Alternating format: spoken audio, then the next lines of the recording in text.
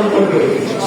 সেই সরকারে শুধু জামাত ইসলামী থাকবে তা না, আপনারা দেখছেন জাকসুতে একটি সামনে সকল ধর্মের মানুষকে নিয়ে যারা এসে মানুষের কথা বলবে, যারা এসে নতুন প্রজন্মের স্পন্দনকে বুঝবে, তাদের সংসদ হবে ইনশাআল্লাহ। সে ধরনের নেতৃত্ব নিয়ে এদেশকে একটি সাম্যের বাংলাদেশ, এদেশকে একটি দুর্নীতিমুক্ত বাংলাদেশ আমরা করতে পারবো ইনশাআল্লাহ। আমরা যদি শুধু দুর্নীতিমুক্ত বাংলাদেশ করতে পারি, তাহলে 3 কোটি কাজ 3,000 কোটি টাকা দিয়ে আর হবে না।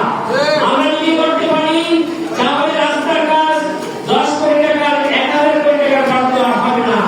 তখন এই হাজার হাজার কোটি টাকার বরাদ্দ যদি আমাদের এই সাধারণ মানুষের মধ্যে বন্টন হয়, তাহলে তাদের মানবতার জীবনযাপনে আর যাওয়া লাগবে না। আমরা আশা করি সামনে দুর্নীতিমুক্ত বাংলাদেশ, জামাত ইসলামী সকলকে নিয়ে যদি একটি সামনের বাংলাদেশ হতে পারে, তারা সবাই মিলে একটি মানসম্মত জীবনযাপন করবে বাংলার মানুষ ইনশাআল্লাহ। আমরা অতীতের রেশারেশি বাংলাদেশ আর দেখতে চাই না। আপনারা একমত কিনা? ইনশাআল্লাহ সকলকে নিয়ে বাংলাদেশের জামাত ইসলামী সামনের দিকে এগিয়ে যাবে। সবাইকে ধন্যবাদ।